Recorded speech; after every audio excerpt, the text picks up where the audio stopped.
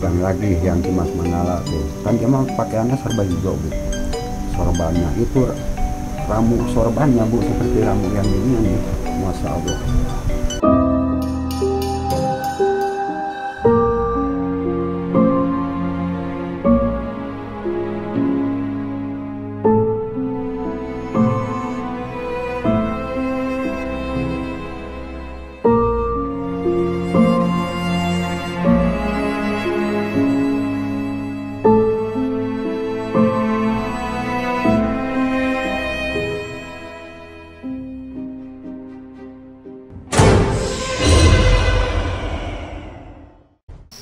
Assalamualaikum warahmatullahi wabarakatuh.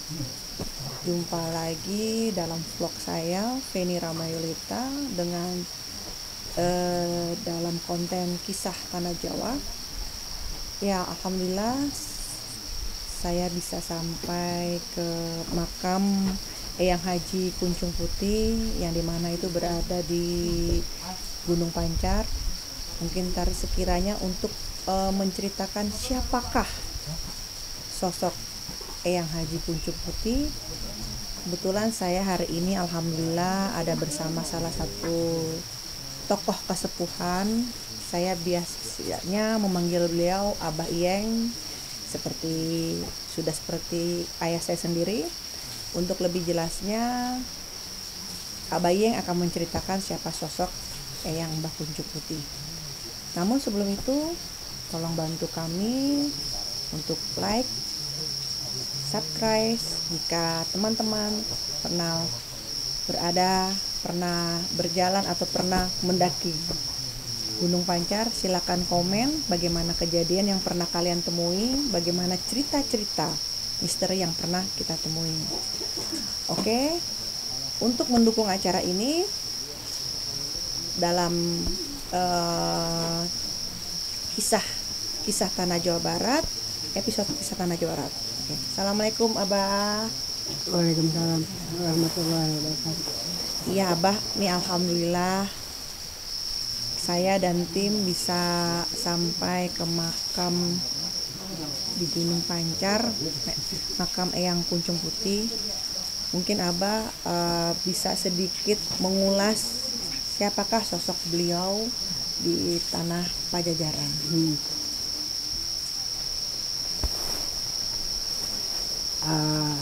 Kalau istilah sekarang kan Eyang Kuncung Putih, Eyang Kuncung Putih ya. Iya, Eyang Kuncung Putih. Kalau sebenarnya Eyang Kuncung Putih itu adalah Raja Pakuan. Raja Pakuan di Bogor ada kerajaan Raja Pakuan. Namanya Prabu Sutungga alias Prabu Sang Haliwungan. Dia punya anak Amat Kasih. Amat Kasih ya, Bah? Amat Kasih. Terus di Galuh ada kerajaan di Ciamis ada kerajaan Galuh. Ya. Di situ ada nama raja Rahyang Dewani Skala. Jadi Rahyang Dewani Skala antara Prabu Sutungga adalah kakak beradik, cuman beda ibu. Kakak beradik tapi beda ibu ya, beda Bang? Ibu. Di Galuh Rahyang Dewani Skala dia punya anak Raden Pamanaharasa Cikabaka Siliwangi. Berarti kan Siliwangi ke-6. Siliwangi ke-6 secara silsilahnya ya, Bang? Siliwangi ke-6 abad 15-an. Nah, antara Galuh dengan Pakuan itu dibikin satu. Jadi putra Prabu Sutungga ditikahlah sama Eyang. Jadi pada dasarnya yang Prabu sama Prabu Sutungga itu uwa sekaligus mertua kan gitu. Oh iya. Sekaligus mertua. Nah, kerajaan bikin satu jadi Galuh Pakuan. Galuh Pakuan. Dibikin satu jadi ya, Bah ya? Ya, jadi ada di Bogor. Jadi Galuh Pakuan Pajajaran kan gitu. Galuh Pakuan Pajajaran. Nah, tikala Eyang sama ini sama Amat Kasih. Amat Kasih ya, Bah? Sama Amat Kasih, putranya Prabu Sutungga alias Sang Haliwungan. Kalau istilah sekarang Kuncung Putih. Oh, jadi dalam tokoh sama tapi namanya berbeda gitu ya, Mbak ya. Hmm. Istilahnya kalau sekarang Kunjung Putih. Kunjung Putih. Kunjung Putih. Nah, berarti kan Siliwangi ke-6. Siliwangi ke-6. Nah, Eyang Prabu itu adalah Siliwangi ke-6 abad 15-an. Nah, siapa nama Eyang Prabu aslinya? Adalah Prabu Kanem Sakti Adimakta di Praja Salista. Prabu Kanem Sakti Adi Praja Salista. Kalau Sundanya berarti Kutubul Palasipatul Sundawya wa Karmatul Kahyatul Kahyangan Sri Baduga Maharaja Prabu Kanem Sakti Adimakta di Praja Salista Raden Pamanarasa Raden Pamanarasa. Siliwangi ke-6. Siliwangi ke-6. Nah, sama Ambedkasi dia nggak punya anak. Eyang. Nggak Eyang Yang Prabu dengan Ambedkasi tidak punya anak ya, Mbak. punya anak. Iya. Terus Eyang nikah lagi sama Subang Larang. Subang Larang itu adalah santrinya Syekh Kuro Terus yang pulau. yang ada di Kerawang sekarang. Nah, Syekh Kuro itu sama Subang Larang adalah ponakan Subang Larang. Sekaligus ponakan, sekaligus dia sebagai guru. Sebagai guru. Syekh Kuro itu. Nah, Eyang nikah sama Subang Larang. Lahirlah Ki Hyang Santang, Lara Santang, Kania Handara Salista, Pangeran Raja Sangara. 3 ya, Pak, berarti ya. Cuman yang 2 diwamoksa sama Eyang, Yang di bawah Moksa yang mana, Bah? yang kembar.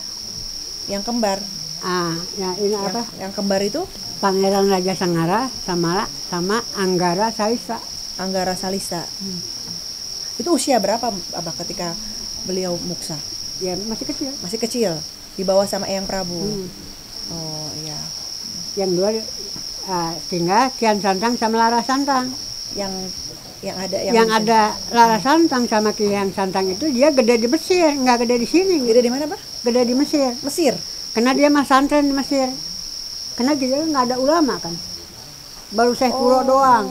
Jadi kalau pada zaman dulu kalau beliau di Mesir itu kan berarti perjalanannya cukup panjang ya, Bah ya. Untuk hijrah ke Mesirnya itu ya. Jadi Kian Santang sama Lara Santang itu adalah gede di Mesir karena dia mah santren. Karena di kita butuh ulama. Ulama baru Syekh Kuro aja di sini. Oh iya. Jadi sebagian dari silsilah Pakuan Ada Pakuan menyatukan kerajaan dari Galuh ke dari Galuh ke Pakuan. Pakuan gitu. Jadi menyatukan kerajaan dari Galuh ke Pakuan. Jadi bikin satu dari Ciamis sama Bogor bikin satu gitu. Iya. Nah kalau untuk di Gunung Pancar itu sebenarnya petilasan itu, Pak.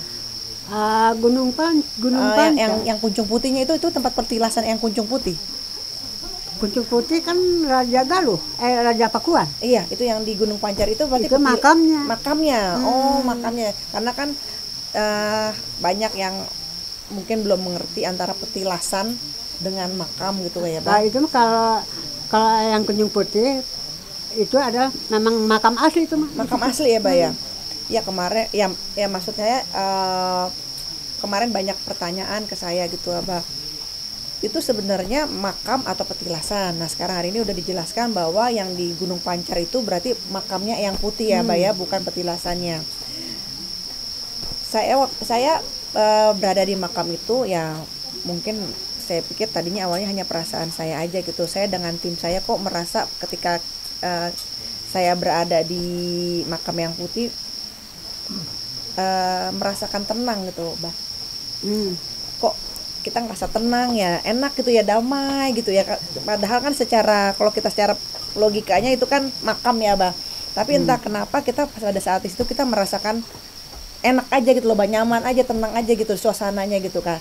Mungkin sedemikian aura energi yang Kunjung Putih itu begitu kuat ya, Bah ya.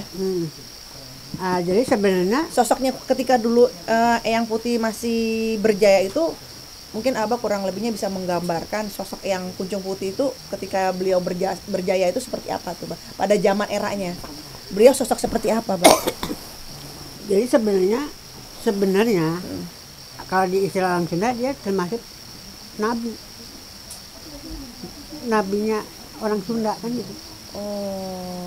Penerus. Kalau nabi kan penerus. Iya. Penerus ajaran yang ada kan gitu. Iya. Dan kenapa dia mau di Gunung Pancar? Yang Abah tahu Gunung Pancar itu turunnya Singgasana Siliwangi. Gunung Pancar tempat turunnya Singgasana Siliwangi. Singgasana Siliwangi. Singgasana Siliwangi. Kayak yang Abah pernah tahu, Siliwangi ke-1 kan Ciwanara. Iya, Jadi bayi jatuh dari langit. Ciwanara itu. Posisinya di mana? Posisinya di Ciesek sama Cigentis, Kerawang tuh. Di situ ada Gunung Sanggabuana. Waktu abad 700-an lah. Nah, Ciwanara itu istilah Kibubodo kan gitu. Iya. Nah, nama aslinya Ciwanara kan Siliwangi ke-1. Yang abad tahun namanya dia Sri Baduga Maharaja Diraja Dewangga Agung yang Batara Mahasucima Agung Prabu Arya Tuta Sanggabuana.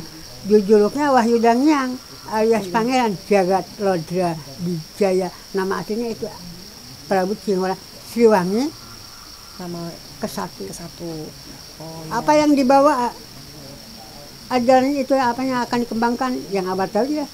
Singgasana Siliwangi itu mewakili hak ajasi manusia. Kalau Eyang, mahkota dan singgasana itu Siliwangi ke-6 itu abad 1450 sampai 1520. Singgasana dan mahkota itu adalah budaya dan akidah. Budaya dan akidah. Eyang sih yang punya anak Kian Catang. Gitu. Nah, kalau dari kan saya mendengar dari sekitar masyarakat bahwa Gunung Pancar itu adalah tombak katanya, Pak. Tombaknya bumi. Ya kalau kita memang benar apa nih disebut paku bumi. Paku bumi itu, Pak. Karena katanya konon nih, Pak, katanya di situ tuh di Gunung Pancar itu ada besi koneng ya, besi koneng ya. Itu katanya sebagai besi kuning itu sebagai tombak ya, Pak. Tombaknya bumi bener ya, Pak. Paku bumi. Paku bumi. Karena Bogor adalah pusir mana? Pusir maneh itu maksudnya apa, Pak? Maneh. Pusir maneh itu Pusir maksudnya mana? No, bahasa Sunda, kalau bahasa Indonesianya pusir itu kan pusat. pusat ya, Pak. Apa nih? Pusirnya bumi gitu. Pusarnya bumi Gunung Pancar. Iya katanya awal mulanya Gunung Pancar itu terjadi daerah sekitar di daerah situ tuh dulunya tuh kan sering terjadi gempa, sering terjadi goncangan, akhirnya muncullah sebuah gundukan yang terjadi adalah Gunung Pancar. Mendengar ceritanya kan seperti itu gitu kan, Mbak. Nah, mendengar cerita dari masyarakat jadilah Gunung Pancar. Nah, petingginya itu kalau nggak salah yang saya dengar tuh 800 mdpl gitu kan. Nah, tokoh-tokoh di sekitar situ juga menjelaskan bahwa Gunung Pancar adalah tombak. Nah, saya juga mendapat cerita, banyak orang yang datang ke Gunung Pancar itu ada yang ingin dalam kutip tuh berburu barang-barang yang ada peninggalan di dalam Gunung Pancar. Salah satunya besi kuning. Jadi ada yang datang ke Gunung Pancar ya maksudnya tidak semuanya niatnya ya sama ya, Mbak ya. Pasti ada yang niatnya negatif, ada yang positif gitu kan. Tapi yang saya dengar gitu ada yang sebagian itu para pemburu pusaka yang ingin mengambil apa tadi, Mbak, besi kuning. Nah, pertanyaan saya, mungkin nggak, Mbak, besi kuning dapat diambil oleh pemburu itu? Ya itu kan untuk penguat, namanya juga paku bumi kan nggak bisa diambil atuh. Nggak bisa ya, Mbak ya? Nggak, tetap ada. Itu kan tertanam ya, Mbak ya, di situ ya? Enggak, tapi itu pakunya kan. Pakunya bumi ya, Mbak ya? Biar gimana juga nggak bisa diambil cuma Nggak bisa siapapun gitu. Walaupun sehebat ilmunya apapun nggak bisa ya, Pak? Itu paku bumi. Paku bumi ya, Mbak ya? Besi kuning itu. Yang abah tahu Pancar itu disebut Gunung Pancar itu pas Singgasana Siliwangi hadir, dia memancarkan cahaya gitu sampai ke Baranang Siang. Dia memancarkan cahaya. Maka kelihatan Baranang Siang itu malam-malam seolah-olah kayak siang karena itu apa? Cahaya benderang itu.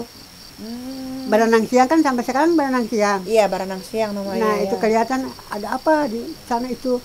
Nah, ada istilah Gunung Pancar karena di situ memancar gitu. Memancar ya, Pak ya. Kalau Gunung Salak adalah ini apa? Pipi gitu. Gunung Salak atau? Jadi nggak kelihatan gambar gitu. Oh gitu, jadi secara seperti itu. Kalau Pangrango, Pangrungu. Jadi setiap gunung-gunung tuh ada istilah-istilahnya ya, Pak ya. Ini dipancarkan dari Gunung Salak ke Gunung di Gunung Pancar ke Gunung Salak ya Pak. Kelihatan gambar-gambar tuh. Maka di Gunung Salak itu ada berapa dimensi gitu. Maka yang mengandung aura perak ke Gunung Salak gitu. Nah, kalau dalam sejarah tanah Jawa Barat, sejarah Pajajaran, untuk gunung sejarahnya gitu, Pak, untuk gunung-gunung yang ada di Indonesia, yang paling utama itu gunung apa, Pak? Yang paling utama? Ya paling utama Gunung Salak. Gunung Salak, betul. Oh, bukan Pancar ya, Pak? Salak malah ya. Gunung Salak, karena Salakadomas kan. Oh iya. Salakadomas atau Arcadomas. Iya. Salakadomas kalau menurut Abah itu kan bahasa Sunda Salakadomas. Kalau bahasa Arabnya kumpulan Asmaul Husna. Iya. Ya. Iya. Arcadomas. Sebenarnya asma Allah sebenarnya. Yang Prabu dulu karena saking cinta kepada Nabi dan Rasul, dia membuat arca. Oh misalkan fisiknya Nabi Adam alaihissalam dihinggapi dengan asma Allahnya ini, asma Allahnya ini. Oh Nabi Sis, fisiknya Sis, asma Allahnya ini. Oh Nabi ini, saking cinta kepada Nabi. Nah setelah 200, yang istirahat. Syukuran di balai pemunjungan ke arah yang Balanangciang itu. Pas istirahat, besoknya kok jadi emas. Berarti kan mukjizat dari Allah. Insya Allah, alhamdulillah. Nah, yang bikin lagi sampai 800 Nabi dan Rasul. Cuman fisiknya ini, asma Allahnya ini. Asma Allah. Masya Allah ya, Pak. Nah, 400 dari emas murni, 400 dari emas sama berlian. Coba aja. Bilang eyang mukjizat nih, kita syukuran kepada Allah. Tapi kalau misalkan awak injek lagi nama eyang aslinya, kalau bahasa Arabnya Rasulan Sultania Sayyidina Muhammad Kutub Rahimul Qayyim alias Sri Baduga Maharya Prabu Siliwangi. Aslina kalau Sundana Rasulan Sultania Sayyidina Muhammad Kutub Rahimul Qayyim Raden Amanah Rasa alhamdulillah. alias Prabu Kanem Sakti Adimakta di Praja Sarista. Geralajanya itu gitu.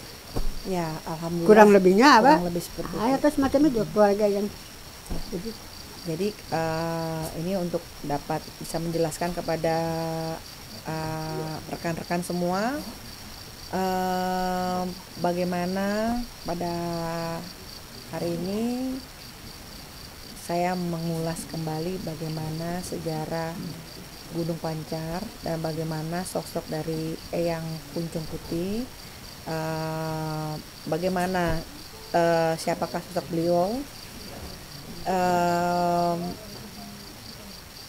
Semoga ini bisa dapat menjadi pengetahuan Abah untuk rekan-rekan di rumah semua gitu kan, karena